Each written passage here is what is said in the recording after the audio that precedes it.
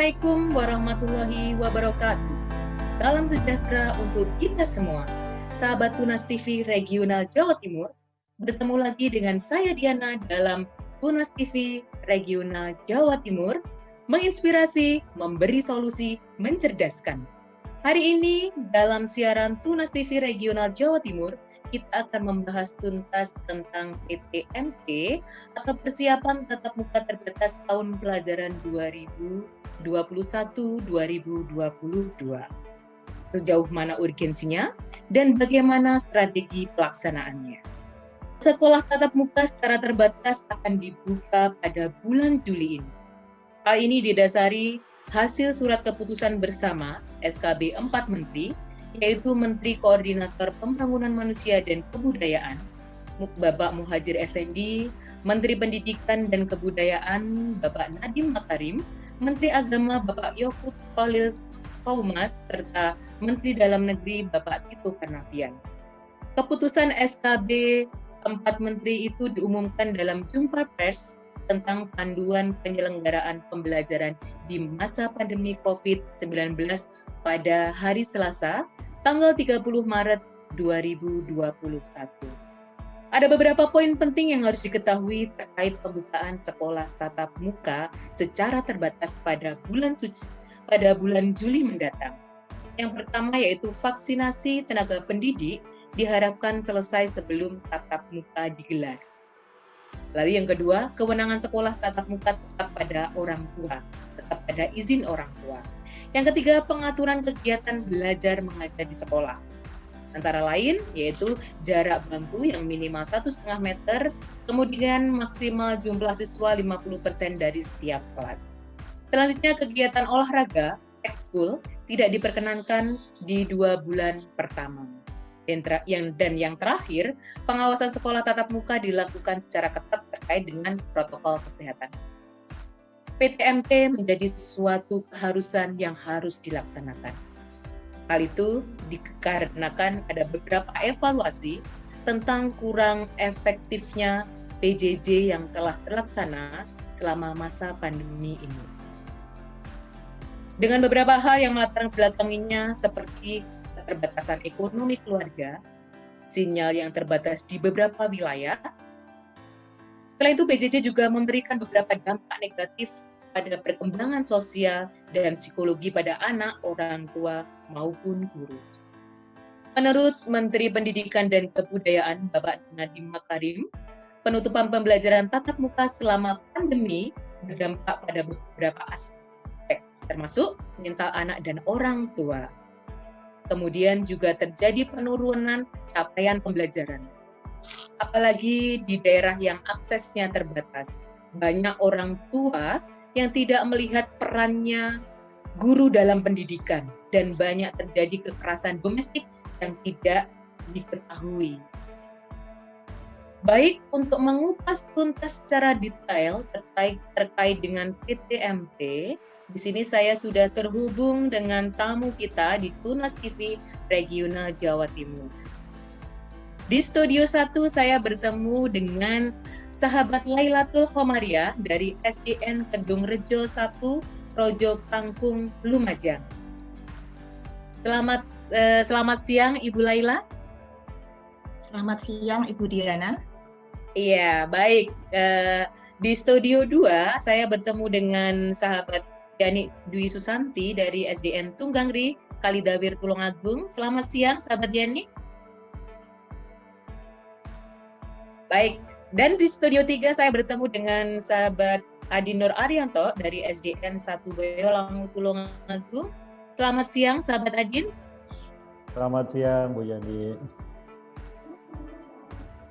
Ketiga narasumber kita, ketiga tamu kita pada siang hari ini akan banyak bercerita terkait dengan kegiatan pembelajaran selama masa pandemi, serta bagaimana persiapan kegiatan tatap muka yang akan nanti dilaksanakan di bulan Juli mendatang, atau mungkin kegiatan tatap muka yang sudah dilaksanakan sebelum bulan Juli mendatang, atau dilaksanakan setelah SKB 4 Menteri itu ada. gitu.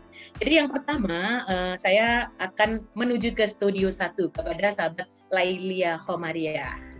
Saya sapa lagi nih. Assalamualaikum sahabat Laila. Waalaikumsalam warahmatullahi Jauh-jauh dari wabarakatuh. Lumajang hadir di studio kita, studio Tunas TV Regional Jawa Timur. Terima kasih atas kehadirannya. Hari ini saya ingin mendengar cerita gitu ya. Bagaimana kegiatan persiapan tatap muka yang sudah atau mungkin akan dilaksanakan di Lumajang. Namun sebelum nanti kita mengarah ke sana, sebelumnya sahabat Laila mungkin bisa bercerita nih, bagaimana pengalaman pembelajaran nih di Lumajang selama masa pandemi ini. Ya, terima kasih Bu Diana atas kesempatan waktunya. Saya bisa berbagi cerita dengan teman-teman guru yang lain. Awal pertama pandemi ada, kita diwajibkan mendapat instruksi sekolah ditutup. Pembelajaran tatap muka dihentikan. Siap atau tidak siap, kita harus melakukan pembelajaran daring atau online. Saat itu, saya sadar, saya pesimis sekali, gagal total. Karena apa? Banyak sebagian besar dari murid saya tidak mempunyai HP. Dan untuk kualitas jaringan di tempat saya itu istilahnya agak lemot. Karena itu saya berpikir keras bagaimana caranya untuk mengatasi hal tersebut. Akhirnya saya ambil buku di sekolah, saya bagikan ke murid-murid tiap rumah. Walaupun mereka tidak menerima dengan senang hati ketika saya sampaikan saya akan melakukan pembelajaran daring. Bahkan ada sebagian yang mencemooh. Tidak punya uang, tidak punya HP, bagaimana caranya? Padahal siap tidak siap harus melakukan pembelajaran daring. Akhirnya karena kurang kesiapan, memang saya melakukan pembelajaran daring. Tetapi 60% melakukan daring, 40% lainnya tidak bisa melakukan daring karena kendala yang tadi saya sebutkan. Iya, sebentar sahabat Laila, kondisi geografis di Lumajang atau di sekitar panjenengan mengajar itu seperti apa? Mungkin juga bisa dijelaskan kondisi sosial ekonomi wali muridnya seperti apa di sana? Iya, kebanyakan mereka buruh tani, jadi ekonominya dari kelas menengah ke bawah. Jadi karena kondisi seperti itu mungkin tidak semuanya memiliki HP. Dan SDM dari mereka rata-rata hanya lulusan SD dan SMP, SMA pun jarang Bu Diana. Jadi miris sekali akan dukungannya untuk ke daring, dukungannya untuk istilahnya mensukseskan pembelajaran daring ini. Mereka sepertinya menolak sepertinya. Nah, akhirnya banyak keluh kesah seperti itu. Jadi tidak semua istilahnya mendukung. Akhirnya akhirnya banyak kegagalan. Hanya 60% dari mereka melakukan pembelajaran daring, 40%-nya saya ke rumah-rumah. Jadi saya kasih tugas anak-anak ke rumah-rumah, ambil tugas anak-anak. Disitulah saya sebagai guru merasa gagal dan tidak bisa bersikap adil. Akhirnya muncul dari benak saya, boleh tidak boleh, saya mau tatap muka dengan membentuk kelompok kecil. Tapi saya tetap istilahnya bingung juga karena dengan wabah pandemi ini terbentur dengan tadi prokes. Jadi saya mau bentuk kelompok kecil, boleh atau tidak boleh, tetap saya mau bersikap adil untuk murid-murid saya. Alhamdulillah, ketika saya punya pikiran seperti itu, tiba-tiba program Lumajang, ada program dari Kabupaten Lumajang meluncurkan program baru, ada yang namanya program Guru Sambang. Kita diperbolehkan membentuk kelompok kecil ya di rumah-rumah. Jadi kita diizinkan tatap muka. Tapi itu di bulan apa? Bu Laila, program itu ada di bulan apa? Kalau program guru sambang itu mungkin di bulan antara bulan awal masuk tahun ajaran baru, sekitar Juli, bulan Juli, mungkin Juli Agustus itu. Pada saat program itu guru sambang. kondisi zona di Lumajang bagaimana, zona terkait dengan COVID itu, apakah zonanya sudah mulai kuning atau sudah beberapa hijau di daerah sana? Tapi tidak semua kecamatan diperbolehkan menerapkan program guru sambang. Untuk zona-zona yang merah ini masih tidak diperbolehkan. Oh iya. Iya. Sedangkan untungnya di tempat saya itu waktu itu zonanya masih hijau. Jadi kita menerapkan program guru sambang, zonanya masih hijau. Setelah berjalan ternyata di tempat kami tiba-tiba ada wali murid yang terdampak COVID waktu itu. Saya masih ingat betul, pas ada di depan sekolah saya. Waktu itu saya berusaha menghentikan, langsung anak-anak itu lewat grup WA, anak-anak kita tidak usah program guru sambang, kita hentikan karena di depan sekolah ada yang terdampak COVID. Ternyata wali murid menolak keras. Jadi wali murid langsung bilang, Bu, kita pindah lokasi TKB-nya. Jadi TKB yang di dekat guru sambang, TKB itu tempat kelompok belajar, itu kita pindah menjauh dari yang terdampak COVID. Ternyata mereka tetap mau jalan terus. Wali murid begitu mendukung, ya, tidak mau guru sambang terhenti. Akhirnya tetap jalan terus meskipun ada yang terdampak COVID, asalkan dengan mematuhi prokes tadi. Itu program guru sambang dan tadi itu pembelajaran daring yang gagal di era pandemi. Jadi yang melatar belakangi adanya guru sambang, mungkin kebijakan dari pemerintah daerah itu terkait gagalnya pembelajaran jarak jauh yang sudah dilaksanakan dengan beberapa faktor tadi yang sudah Bu Laila sebutkan ya, Bu Laila. Ya, Baik, saya menuju ke studio 2, saya bertemu dengan sahabat Yani Dwi Susanti. Mungkin pertanyaannya sama gitu. Jadi saya ingin tahu gitu ya, bagaimana pengalaman nih pembelajaran selama di masa pandemi ini gitu ya. Gitu. Mungkin di daerah sahabat Yani kondisi geografisnya bagaimana, lalu kondisi sosial ekonomi masyarakatnya bagaimana. Mungkin nanti akan ada cerita berbeda dari sahabat Laila dan sahabat Yani. Monggo, sahabat Yani. Terima kasih, Bu Diana. Kalau pengalaman saya kemarin waktu awal-awal pandemi hampir mirip lah dengan Bu Laila dari Lumajang. Kalau di sekolah saya itu kebetulan kalau dilihat dari peta geografisnya, kecamatan saya itu kan kecamatan Dalir yang geografisnya itu ya sebagian besar memang dataran tinggi gitu. Tapi pas kebetulan SD saya itu tidak di dataran tinggi, tapi termasuk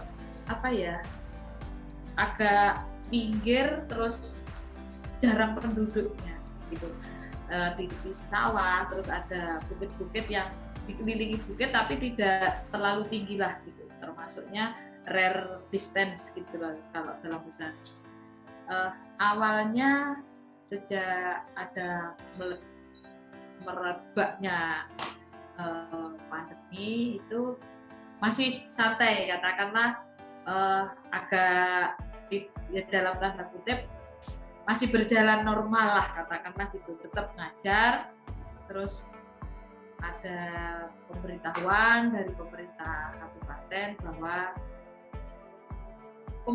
pemberitahuan dari pemerintah kabupaten tentang larangan tatap muka itu kan waktu di kejadian di salah satu desa di Kecamatan Sumberkepol yang satu desa kena dampak itu.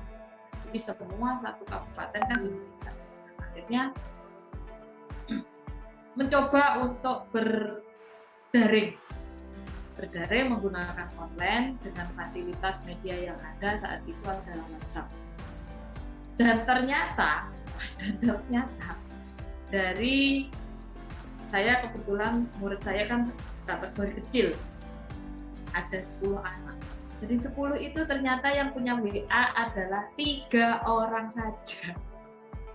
Jadi yang 70% nggak punya HP, tapi Iya. HP yang apa? HP tululit itu loh, yang bukan HP jadul. Android. Iya, HP jadul tululit. Iya, betul. Akhirnya kan tetap menyiasati harus seperti apa. Saya tetap harus ngajar, anak-anak tetap harus dapat ilmu.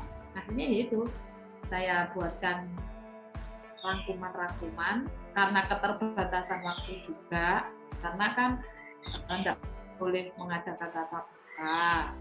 Akhirnya pertama saya buatkan rangkuman-rangkuman, saya fotokopi, saya sebarkan lewat salah satu anak, saya suruh nyebar gitu ke rumahnya ini. Takutnya kalau saya keliling sendiri, saya kan mesti berseragam. Takutnya nanti itu malah beresiko masalah.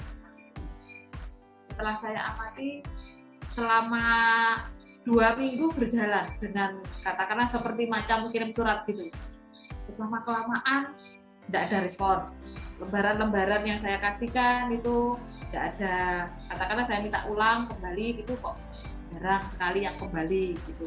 Terus saya SMS, bagian saya WA, kenapa kok tidak dikembalikan kertas-kertasnya itu, ternyata tidak paham Bu, ini seperti apa, terutama seperti matematika itu kalau begitu. Matematik. Jadi hal itu dikarenakan kurangnya pemahaman terhadap materi yang ada gitu ya. Jadi kehadiran guru itu memang tidak tergantikan. Tidak tergantikan. Akhirnya yaitu saya izin ke kepala sekolah, ini Pak, ya kata Bu Laila tadi, seperti Bu Laila, boleh nggak boleh saya nekat ngajar, harus ketemu sama anak-anak.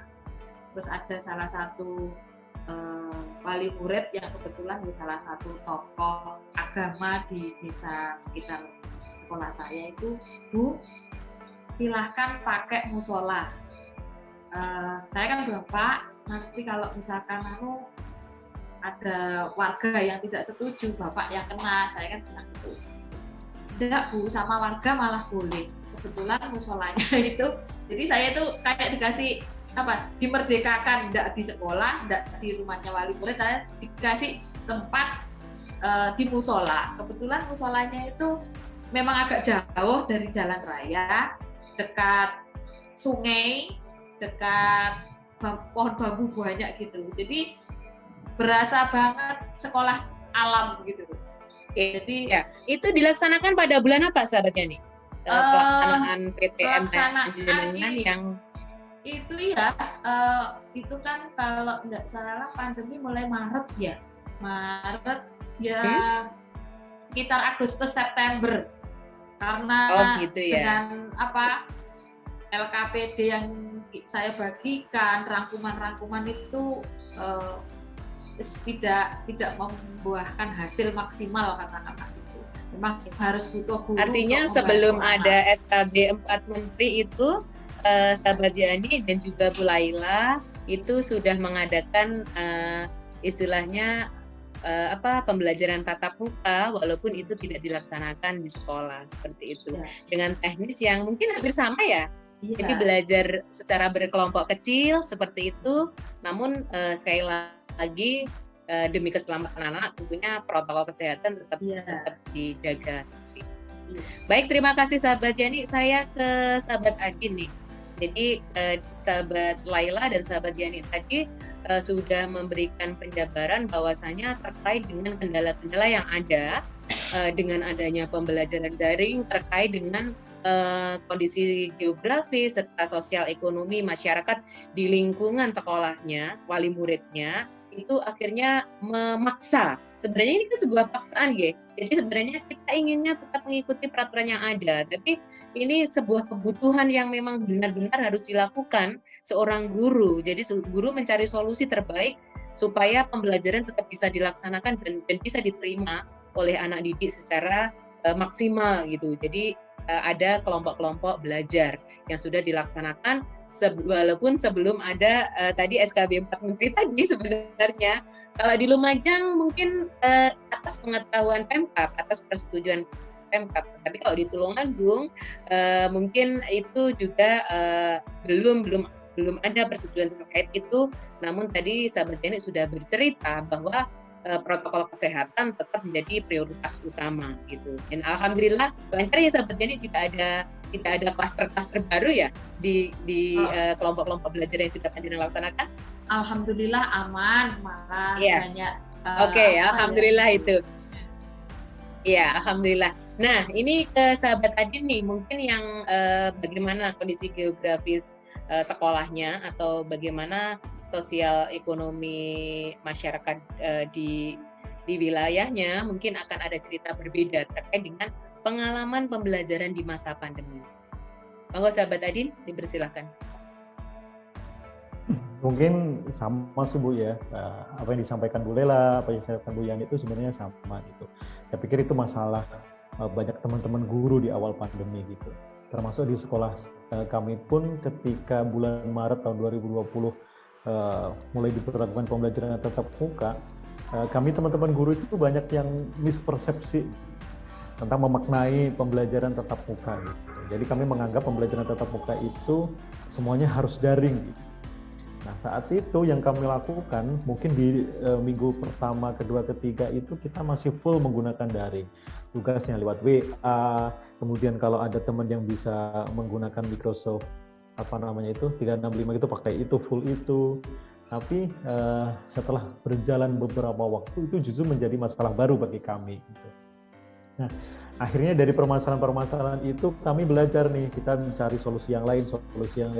Termasuk kami melakukan kunjung rumah sama seperti Bu Laila sama Bu Janet tadi. Kami juga menggunakan LKPD, kita menggunakan flipped classroom dan segala macam. Tapi kenyataannya apa yang terjadi di lapangan itu memang jauh dari ideal. Bukan berarti gagal, tidak, kami berjalan tapi tidak berjalan secara maksimal seperti itu. Sehingga kami merasa ini harus cari cara lain nih. Kita nggak bisa terus seperti ini gitu. Seperti itu, Bu Diana. Baik, terima kasih. Jadi saya garis bawahi, jadi benang merahnya pembelajaran daring mengalami banyak kekurang efektifan gitu di sini. Jadi akhirnya diperlukan strategi-strategi tertentu, walaupun itu mungkin harus pembelajaran tatap muka seperti itu ya. Jadi kalau di sini saya bisa menggarisbawahi bahwa urgensi pembelajaran tatap muka ini memang benar-benar sesuatu yang dibutuhkan oleh peserta didik kita. Jadi terkait ketidaksiapan mungkin banyak faktor yang menjadi kenapa akhirnya PJJ itu menjadi sebuah pembelajaran yang kurang maksimal. Jadi kendala-kendala sinyal, kendala-kendala sosial ekonomi, dan kekurangsiapan wali murid untuk menjadi guru bagi putra-putrinya di rumah. Ini menjadi kendala juga karena kita sadari atau tidak, kita akui atau tidak, pelajaran sekarang ini, kalau saya kemarin ngobrol sama sesama wali murid ya, anak saya kebetulan kelas 5 itu, pelajaran kelas 5 itu sama dengan pelajaran SMA ketika saya dulu gitu. Jadi kekurangsiapan itu juga terkait dengan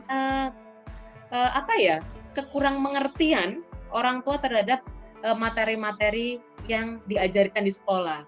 Jadi inilah yang dikatakan bahwa kehadiran guru bagaimanapun ini tidak akan tergantikan oleh apapun. Nah, terkait dengan itu gitu ya. Tadi sudah dari sahabat Laila, sahabat Yani, dan sahabat Adin sudah melakukan PTM yang sebenarnya walaupun bukan PTM seperti ketika pembelajaran normal seperti biasanya. Jadi sahabat Laila sudah bercerita dengan kegiatan apa namanya tadi sahabat Laila kalau di Lumajang programnya? Guru Sambang. Oh ya, guru sambang. Tadi ada yang namanya guru sambang. Bentuknya sebenarnya hampir sama sih ya. Lalu sahabat Yani dengan kegiatan kelompok belajar kecil tadi, sahabat Adin yang hampir sama dengan guru sambang tadi. Jadi sebenarnya teknisnya seperti itu.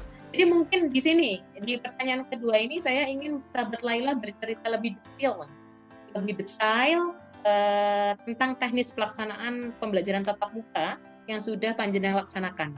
Jadi secara detail sahabat guru sambang itu seperti apa, lalu mungkin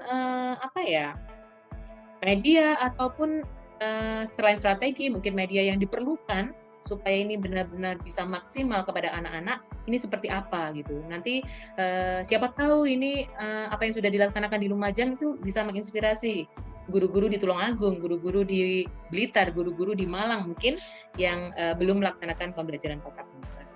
Monggo sahabat Laila, saya ingin cerita secara detail nih tentang bagaimana teknis pembelajaran tatap muka dengan guru sambang tersebut. Ya, guru sambang itu berakhir pada akhir Desember kemarin.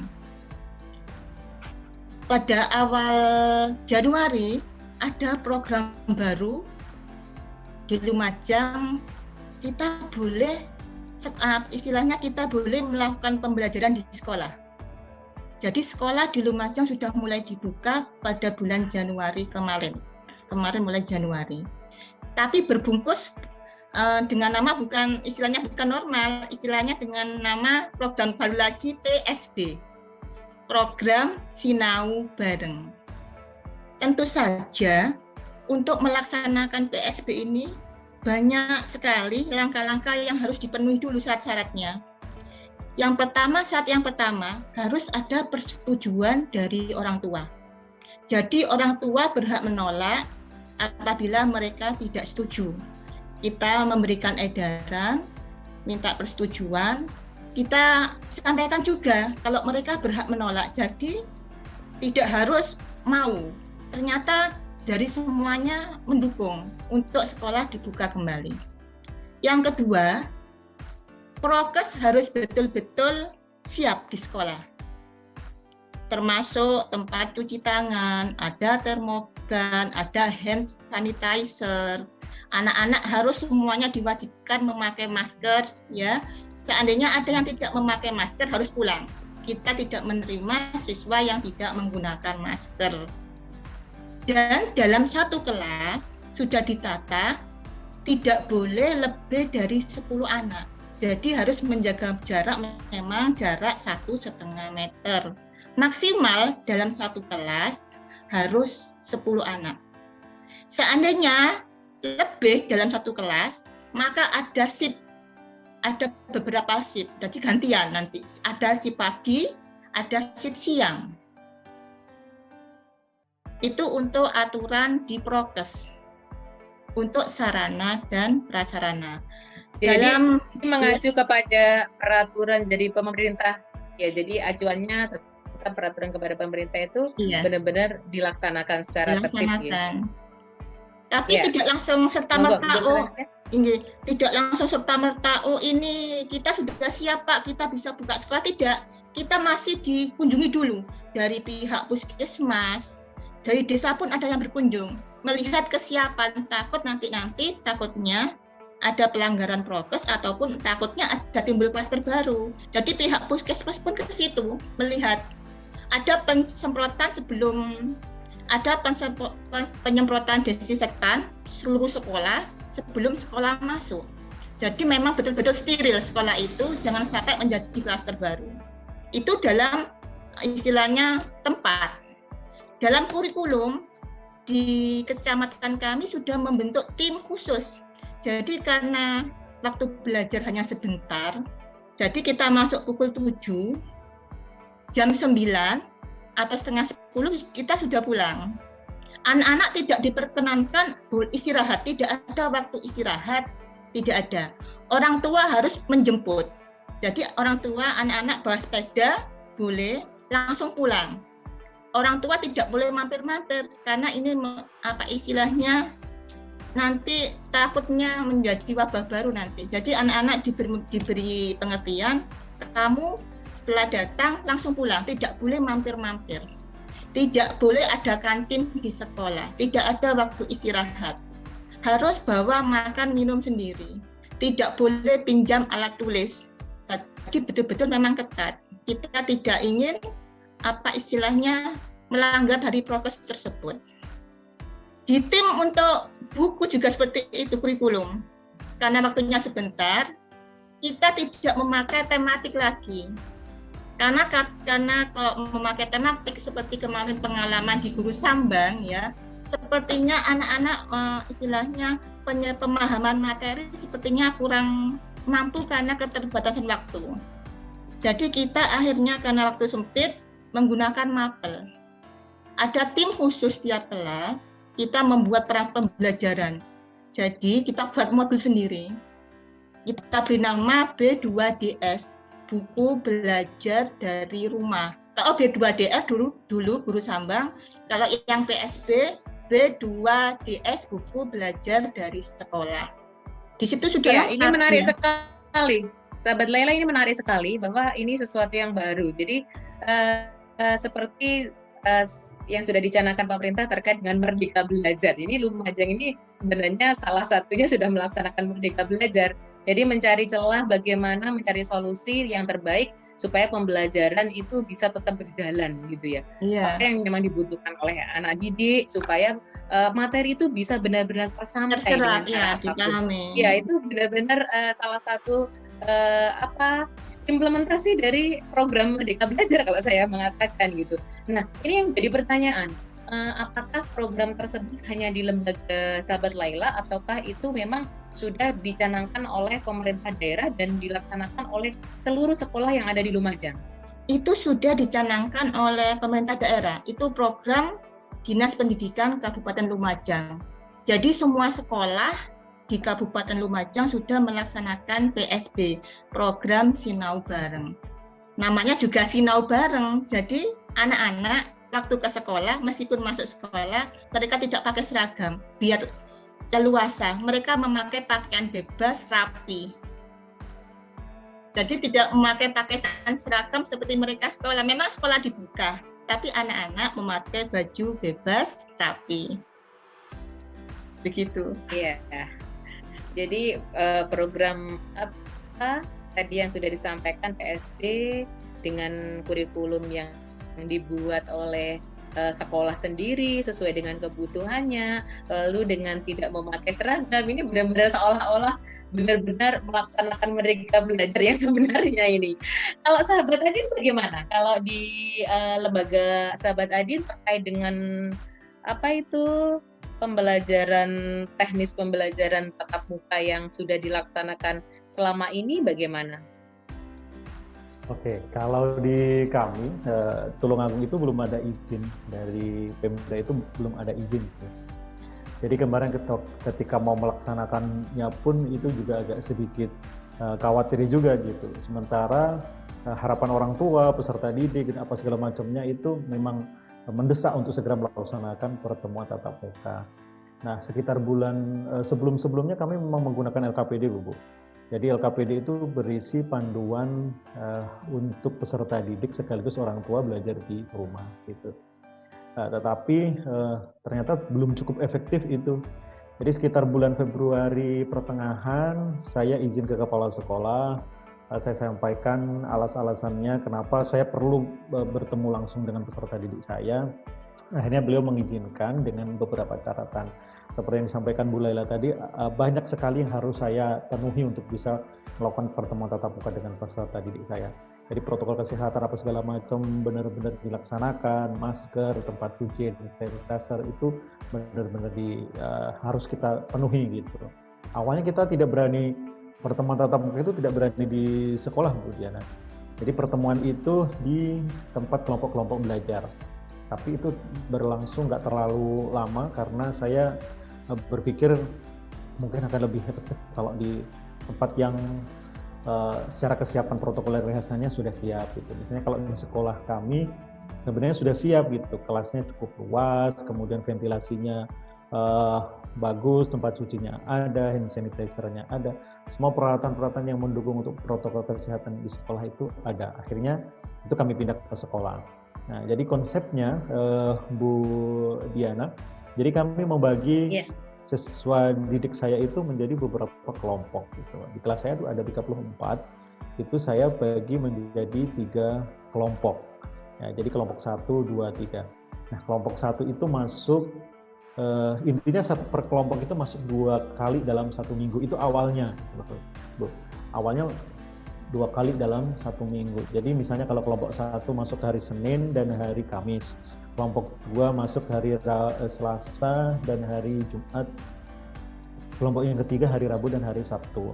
Kenapa tidak saya buat shift? Karena agar memberi kesempatan saya dan juga kebersihan sekolah untuk bisa kembali merapikan sekolah. Khawatirnya kalau saya buat shift, misalnya shift pagi dan shift siang, kita nggak tahu yang shift pagi ini seperti apa gitu. Akhirnya kami buat seperti itu. Jadi agar kami punya kesempatan untuk membersihkan kembali kelas. Nah, dengan seperti itu kami lebih enak komunikasinya dengan peserta didik. Terus yang menjadi permasalahan adalah bagaimana dengan peserta didik kami yang tidak mendapatkan jadwal ke sekolah. Apa itu dibiarkan saja atau bagaimana? Nah, kami membekali peserta didik kami itu dengan LKPD, lembar kerja peserta didik. Jadi di dalam LKPD itu ada beberapa bahan bacaan, ada kemudian beberapa kegiatan yang bisa dilakukan peserta didik kita di rumah. Kami juga di sana memberikan link atau barcode yang bisa anak-anak scan. Itu digunakan untuk peserta didik sekaligus orang tua di rumah untuk melakukan pembelajaran di rumah, ya. Jadi yang tidak di jadwal sekolah, mereka tetap bisa melaksanakan pembelajaran itu. Nah, LKPD ini kami usahakan dibagi di awal. Jadi di awal misalnya hari Senin atau hari Sabtu itu sudah kami bagikan kepada peserta didik. Dalam rangka apa? Dalam rangka untuk menerapkan model pembelajaran flipped classroom. Jadi peserta didik itu belajar dulu, memahami materinya seperti apa, kemudian di sekolah akan dikuatkan kembali. Nah, ini penting Bapak Ibu, kenapa salah satu kesalahan kita dalam pembelajaran di era pandemi ini adalah kita terlalu memberikan kepercayaan sepenuhnya kepada peserta didik dan orang tua. Kita tidak memastikan apakah yang mereka pelajari itu sudah benar atau tidak gitu. Sehingga menurut saya refleksi itu menjadi nyawanya dalam pembelajaran jarak jauh. Biarkan anak belajar di rumah, kemudian kita ketika pembelajaran di sekolah kita kuatkan, kita refleksi apa yang sudah dipelajari, apakah yang mereka pelajari itu sudah sesuai atau benar, seperti itu. Iya. Jadi ketika anak-anak katakanlah dalam 1 minggu itu mendapat kesempatan untuk tatap muka 1 atau 2 kali dalam 1 minggu. 2 kali. 1 kali? Dalam 2 kali. Itu digunakan untuk merefleksi. Jadi materi-materi menguatkan dan merefleksi materi-materi yang seperti itu. Jadi untuk pembahasan materi-materi yang nanti akan menjadi bahan bahan soal-soal yang akan diberikan kepada anak-anak seperti itu. Yang dibahas ketika tatap muka seperti apa. Oke. Jadi bukan soal-soal Bu yang diberikan. Jadi ada aktivitas-aktivitas belajar. Nah, kegiatan tatap muka itu bukan hanya untuk merefleksi saja, tapi juga untuk penanaman konsep. Nah, ada waktu yang tersiksa, itu bisa kita gunakan untuk merefleksi apa yang sudah kita berikan sebelumnya melalui LKPD. Gitu. Jadi dengan cara seperti ini, alhamdulillah kita bisa memastikan peserta didik kita itu belajar sesuai dengan yang kita harapkan. Konsepnya benar-benar mereka pahami sesuai dengan yang kita ini. Tapi kalau ditanya memang apakah ini cukup efektif untuk mengejar semua kurikulum, tentu tidak. Nah, seperti yang disampaikan Bu Laila tadi, memang masa pandemi seperti ini kita tidak bisa ideal. Mau menyampaikan kurikulum sebanyak apapun kita tidak bisa ideal. Oleh karena itu ketika ada kurikulum darurat, kita berusaha memilah-milah nih mana yang mungkin bisa kita sampaikan kepada peserta didik kita. Jadi seperti itu, Bu. Jadi intinya peserta didik itu dalam kegiatan di sekolah tatap muka, ada kegiatan penanaman konsep, ada kegiatan refleksi. Jadi kita lebih ke inti-intinya saja seperti itu, Bu Diana. Sejauh mana materi itu bisa diterima oleh anak gitu dengan adanya 1 minggu 2 kali pertemuan ini? Kalau secara evaluasi dalam penilaian sahabat Adin, sejauh mana materi itu bisa tertangkap oleh anak? Berapa persen? Kalau saya membandingkan ini dengan pertemuan normal, tatapan pertemuan normal seperti hari-hari biasanya, misalnya hari Senin sampai Sabtu, tentu ini berbeda jauh itu. Tapi kita berbicara dalam tataran pembelajaran jarak jauh. Kita membandingkan dengan beberapa teknis yang lalu, tentu ini akan jauh bisa diterima oleh peserta didik kita. Sesuai dengan targetnya, karena kita tidak mentargetkan banyak, Tapi yang jelas dengan konsep seperti ini target yang kita buat itu bisa dicapai anak.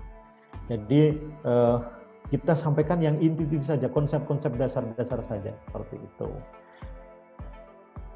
Iya, sangat menginspirasi sekali tadi yang sudah dilakukan oleh sahabat Laila dan sahabat Adi ini benar-benar sangat menginspirasi.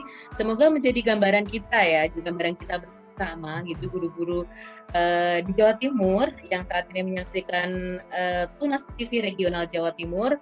Nantinya apa yang bisa dilaksanakan? Mungkin yang belum pernah melaksanakan sama sekali terutama. Jadi mungkin ada beberapa daerah yang memang belum melaksanakan sama sekali atau beberapa sekolah yang belum melaksanakan sama sekali, mungkin ini bisa jadi inspirasi gitu ya. Nah, setelah ini nantinya di Juli seperti SKB 4 Menteri yang sudah saya bacakan tadi bahwa sekolah tatap muka secara terbatas ini benar-benar kayaknya harus ini dilaksanakan gitu ya. Jadi sudah menjadikan keharusan. Ini terkait dengan animo masyarakat yang luar biasa menyambut ini. Sudah orang tua sudah senang banget ketika SKB 4 Menteri itu di-launchingkan gitu. Jadi saya sering sekali melihat bagaimana suara-suara para netizen ini terkait dengan antusiasnya dengan adanya pembukaan pembelajaran tatap muka. Gitu. Jadi dan ini memang harus dilaksanakan karena ada banyak faktor yang memang menjadi kebutuhan. Jadi urgensinya memang sangat luar biasa dari yang dijabarkan oleh sahabat Laila, sahabat Adin. Ini terkait dengan urgensi kegiatan tatap muka ini memang benar-benar sangat luar biasa ya. Jadi memang suatu keharusan. Apalagi ini kita berdoa semoga pandemi ini semakin hari ini di semua wilayah yang kemarin tuh merah merona ini sedikit demi sedikit sudah menjadi hijau, dan semoga nanti di bulan Juli ini benar-benar hijau semua dan bisa dilaksanakan tatap muka walaupun mungkin belum secara normal seperti sebelum adanya pandemi. Nah, mengarah ke sana gitu ya. Jadi sahabat Laila, saya menuju ke sahabat Laila di studio 1 gitu. Kan sahabat Laila sudah melaksanakan kegiatan tatap muka itu sudah jauh-jauh hari ini, tentunya sudah menjadi sebuah kebiasaan ya. Jadi tidak kaget lagi kalau nanti Juli ini memang harus tatap muka. Sepertinya orang tua, guru, pemerintah daerahnya yang support luar biasa, ini sudah siap gitu ya dengan adanya pembelajaran tatap muka. Nah, sahabat Laila, apakah nanti pembelajaran tatap muka di Lumajang ini strateginya bagaimana? Seperti apa? Apakah nanti akan tetap seperti yang kemarin yang sudah dilaksanakan, yang program Sinau Bareng itu akan menjadi strategi yang akan dilaksanakan ketika pembelajaran tatap muka di bulan Juli? Apakah ada strategi yang baru nih? Yang kayaknya kalau nanti ada strategi baru bisa menjadi inspirasi untuk daerah lain. Moga sahabat Laila. Untuk strategi baru sepertinya sampai saat ini masih belum ada dari Pemkab sendiri. Jadi kita mungkin masih meneruskan program PSB. Tapi kalau memang ada izin dari tadi itu, dari 4 menteri tadi itu, keputusan 4 menteri memang boleh membuka sekolah, mungkin baju bebas tidak lagi dikenakan, mungkin mereka ganti memakai baju seragam. Jadi mungkin kalau kemarin paling murid bilang begini, Bu, kalau arek sekolah-sekolahan. Nanti kalau memang ini sudah pakai seragam, mungkin mereka akan bilang ini sekolah beneran. Ya, sepertinya seragamnya anak-anak ini selama 1 tahun lebih ini ketika nanti pembelajaran tatap muka di tahun ajaran baru, saya yakin akan banyak yang akan membeli seragam baru karena selama 1 tahun udah nggak cukup ini. Iya. Tapi ini sebuah kebahagiaan tersendiri, memang iya ya. Jadi kita kan sudah terbiasa kalau sekolah itu kan pakai seragam, satu gitu ya. Ketika pembelajaran tatap muka kemarin, uji coba tatap muka katakanlah, kan tidak diperkenankan memakai seragam, itu akan menjadi sesuatu yang aneh ya, padahal itu iya benar kayak sekolah-sekolahan. Jadi sekolah. Iya, Jadi kebagian anak-anak itu nantinya mungkin juga kalau sudah pakai seragam itu benar-benar merasa oh ini sekolah tenanan gitu. Iya. Iya. Berarti kalau di Lumajang untuk saat ini belum ada wacana untuk membuat strategi terbaru terkait dengan pembelajaran tatap muka yang nantinya akan dilaksanakan di bulan Juli, begitu, Sahabat Laila? Masih belum. Tapi Iya. untuk kecamatan kami kemarin sudah dikumpulkan. Tetap kita untuk di KKG kita sudah membentuk tim baru. Kita sudah mulai start berjalan. Kita sudah membuat kita kurikulum ya. Tadi itu kita sudah mulai buat perangkat, sudah mulai buat B2 DS lagi, sudah mapel. Kemarin tuh sampai saya itu usul karena sekolah dibuka, apakah kita mau kembali ke tematik? Ternyata di kecamatan saya tetap bersikeras untuk KKG untuk sementara, karena nanti kalau masih tatap muka terbatas kita masih menggunakan mapel. Jadi tetap tim ini tetap mulai kemarin sudah dikumpulkan, kita sudah mulai bergerak, kita sudah mulai membuat perangkat pembelajaran untuk tahun ke depan. Iya, jadi kurikulum itu memang dibuat untuk menjawab kondisi saat ini yang memang benar-benar membutuhkan kurikulum yang lebih spesifik gitu ya. Jadi kalau tematik itu kan secara luas gitu anak-anak kurang bisa. Iya, karena waktunya yang sempit terbatas. Iya, waktunya yang sempit. Iya. Kita kembali ke mapel ya. Injih, baik. Jadi sekali lagi sahabat Tunas TV Regional Jawa Timur, bahwasanya kegiatan pembelajaran tatap muka terbatas maupun pembelajaran tatap muka yang sudah dilaksanakan di sekolah di Lumajang maupun di Tulungagung tadi tetap mengacu kepada syarat dan ketentuan yang berlaku yang memang sudah dicanangkan oleh pemerintah terkait dengan protokol kesehatan terutama. Karena bagaimanapun kesehatan, keselamatan anak didik kita, kesehatan para guru ini menjadi prioritas utama saat ini. Bukan berarti pendidikan tidak prioritas utama, namun kesehatan dan keselamatan ini saat ini menjadi prioritas yang utama. Selain mungkin akan dicari solusi-solusi terbaik supaya pendidikan dan pembelajaran tetap bisa dilaksanakan secara lebih maksimal seperti itu. Sahabat Adin, kalau di wilayah Panjenengan, katakanlah di SD Panjenengan nih, untuk persiapan tatap muka di tahun ajaran baru ini, adakah strategi tertentu yang nantinya akan dilaksanakan? Oke.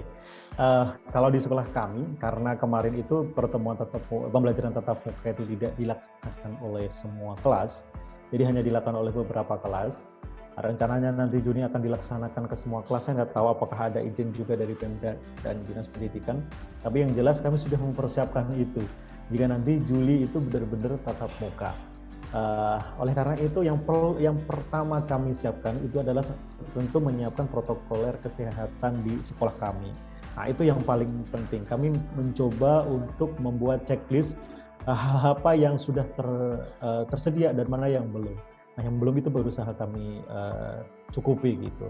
Nah, kemudian yang penting lagi adalah membuat surat izin kepada orang tua. Ini yang sering kali mungkin terlewatkan. Ini penting sekali. Nah, surat izin ini adalah untuk mengetahui siapa-siapa peserta didik yang diizinkan untuk datang ke sekolah. Nah, dan siapa-siapa yang tidak diizinkan. Nah, dengan membuat surat itu kita bisa membuat perencanaan selanjutnya. Nah, yang diizinkan itu mau diapakan nih? Yang tidak diizinkan mau diapakan nih? Nah, terkait dengan konsep pembelajaran tatap muka terbatas ini, insya Allah kita tetap menggunakan yang kemarin. Jadi kita menggunakan kombinasi. Kita tidak hanya tatap muka saja, tapi kita juga menggunakan LKPD yang bisa digunakan pembelajaran di rumah. Sehingga proses refleksi, proses pembelajaran di rumah dengan orang tua itu tetap akan bisa terlaksana dengan baik. Seperti itu, Bu Diana.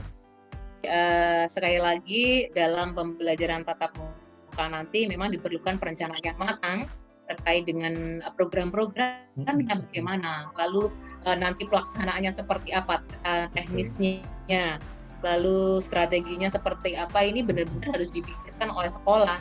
Jangan sampai ketika pembelajaran tatap muka dilaksanakan, ketidaksiapan itu menjadi hal yang membuat masalah baru. Jadi jangan sampai karena kurangnya kematangan dalam perencanaan sekali lagi menjadi permasalahan baru. Terutama sekali lagi kita bagaimanapun kesehatan, keselamatan pada saat pandemi ini memang menjadi prioritas utama. Nah, terkait dengan itu sekali lagi inspirasi kita pada sore hari ini bahwasanya Bapak Ibu sahabat Tunas TV semuanya, kita mungkin profesi guru ini adalah profesi yang tidak bisa boleh berhenti untuk terus berpikir, untuk terus merencanakan hal terbaik untuk anak didik kita terkait dengan kegiatan pembelajaran tatap muka ini. Dan tadi saya garis bawahi yang disampaikan oleh sahabat Adin bahwa surat izin orang tua ini menjadi salah satu hal yang paling penting. Jadi di sini dalam SKB 4 Menteri sudah diberitahu bahwa kewenangan sekolah tatap muka ada di dalam keputusan orang tua. Jadi betul. Ya, sekolah harus memahami bahwa ketika orang tua tidak mengizinkan, ini sekali lagi keputusan berada di tangan orang tua dan guru serta sekolah ini yang harus memikirkan. Jadi nanti kalau orang tua tidak mengizinkan, jangan dibiarkan, ya sahabat Adin ya. Jadi seorang guru sekolah tidak boleh membiarkan. Jadi udahlah, wong tidak mengizinkan ya sudah, biar saja, tidak boleh seperti itu. Jadi harus memikirkan bagaimana pembelajaran itu bisa tetap diterima oleh anak-anak walaupun dia tidak bisa mengikuti pembelajaran tatap muka dikarenakan mungkin orang tuanya ada was-was, ada seperti itu pasti berbeda-beda pandangan orang terkait pandemi ini kan berbeda-beda sekali, ya. Jadi kita harus memahami kondisi psikologi semua wali murid. Jadi di sini di pandemi ini di dalam tatap muka ke depan, seorang guru itu harus memahami benar-benar strategi yang harus dilaksanakan, lalu memahami perencanaannya, lalu memahami wali muridnya, memahami siswanya. Akan banyak sekali yang yang harus dilakukan, ya sahabat Adin, sahabat Laila mungkin punya pandangan yang sama dengan apa yang ada dalam pikiran saya tadi terkait yang sudah disampaikan sahabat Laila, sahabat Adin. Maka di sini gitu ya. Jadi saya berpikir bahwa guru-guru ke depan ini tidak menghadapi sesuatu yang mudah. Karena kompleks, permasalahannya akan kompleks yang akan dihadapi. Tapi yakin bisa. Karena kita guru-guru hebat ini. Semua guru-guru Indonesia adalah guru-guru hebat. Oke, baik. Banyak inspirasi yang sudah saya dapatkan di sini. Sahabat Tunas TV semua dapatkan pada pagi sampai sore hari tadi gitu ya. Jadi ini pertanyaan terakhir nih untuk sahabat Laila dan sahabat Adin. Harapan untuk dunia pendidikan itu ke depan seperti apa sahabat Laila? Mungkin kepada pemerintah bisa, kepada masyarakat, kepada anak didik kita, mungkin kepada diri kita sendiri. Harapannya seperti apa sahabat Laila? Yang pertama berharap mudah-mudahan pandemi ini segera berakhir. Dengan berakhirnya pandemi ini jelas harapan kami mudah-mudahan pembelajaran menjadi kembali normal seperti semula. Karena anak-anak memang betul-betul rindu sekolah dan rindu guru mereka. Dan kemarin ternyata pandemi juga memberikan pembelajaran IT bagi semua guru. Kita bawa IT itu ke dalam pembelajaran normal setelah pandemi. Mudah-mudahan pembelajaran IT ini juga dapat menjadi penunjang untuk suksesnya pendidikan ke depannya. Terima kasih.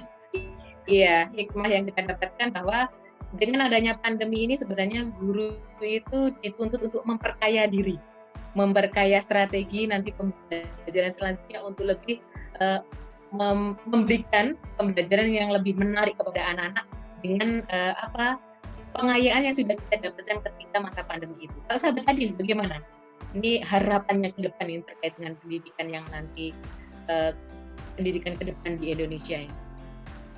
Harapannya tentu adanya pandemi ini seolah-olah itu kita dipaksa untuk belajar. kita sadar atau tidak sadar kita belajar banyak hal di masa pandemi seperti ini. Harapannya nanti ketika kondisi sudah normal, saya sama seperti Bu Laila tadi, semoga apa yang baik-baik yang selama kita laksanakan di masa pandemi ini bisa dibawa ke pembelajaran kelas kita, bukan kembali ke seperti asal, tapi kembali kepada kenormalan yang baru. Jadi kenormalan baru dengan gaya baru, dengan semangat baru. Terus kemudian yang kedua, harapannya kepada orang tua, mungkin ini adalah momentum yang tepat kepada orang tua bahwa tugas pendidikan segala macam itu bukan hanya kepada guru tapi juga orang tua. Mari kita sama-sama pikul tanggung jawab bersama ini untuk putra-putri kita ke depan. Nanti seperti itu Bu Tiara. Iya, jadi sinergi yang luar biasa, pemerintah, guru, lalu orang tua ini dibutuhkan untuk mensukseskan pendidikan kita. Dan guru sekali lagi jangan berada di zona nyamannya lagi. Jadi terus mengupgrade diri untuk mendapatkan hikmah. Pandemi ini luar biasa. Jadi kita gunakan benar-benar kita ilmu ataupun hal baru yang kita dapat ketika masa pandemi ini bisa tetap dilaksanakan ketika nanti mungkin kita kebiasaan normal.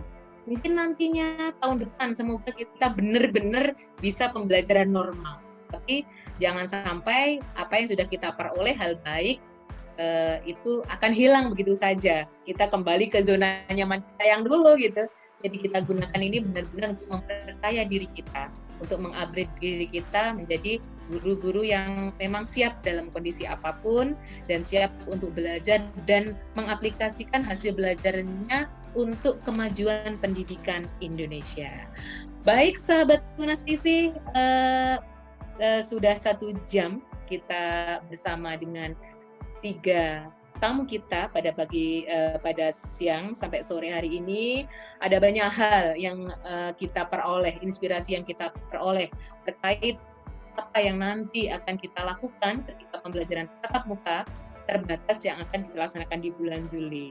Mungkin yang sudah melaksanakan ataupun yang sama sekali belum melaksanakan bisa mendapatkan inspirasi dari apa yang sudah disampaikan oleh tamu-tamu kita pada siang sampai sore hari ini.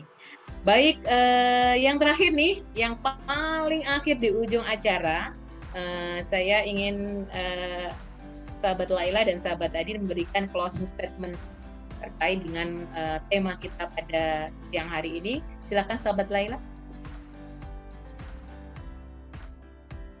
Guru sebagai figur seorang ibu. Seorang ibu adalah sosok yang tidak tergantikan bahkan dengan teknologi sekalipun. Dia akan memberikan cinta yang sempurna. Maka jadilah guru yang mengajar dengan sepenuh hati dan jangan hanya setengah hati. Keren. Saya ketika sahabat Laila bicara begitu tersentuh banget nih, haru ini. Sekarang sahabat Adi nih closing statement-nya seperti apa?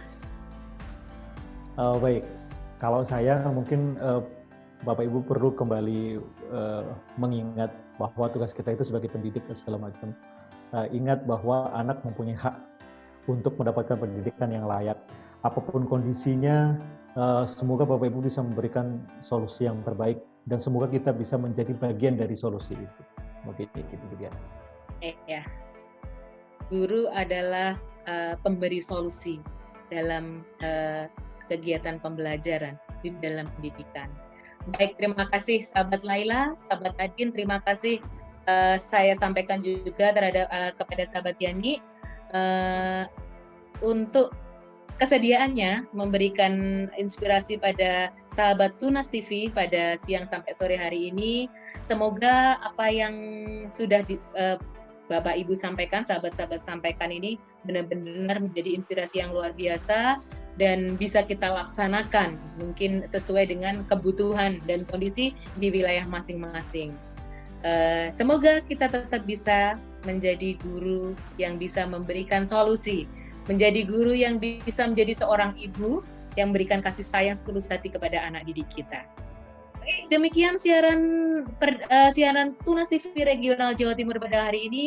Semoga bisa menginspirasi pemirsa Tunas TV semua untuk terus bergerak, berbuat, dan memberikan yang terbaik untuk negeri ini. Tunas TV menginspirasi, memberi solusi, mencerdaskan. Hidup guru, hidup PGRI, solidaritas, yes! Saya yang bertugas mewakili seluruh kru Tunas TV mengucapkan selamat beraktivitas dan sampai jumpa pada siaran Tunas TV selanjutnya. Wassalamualaikum warahmatullahi wabarakatuh.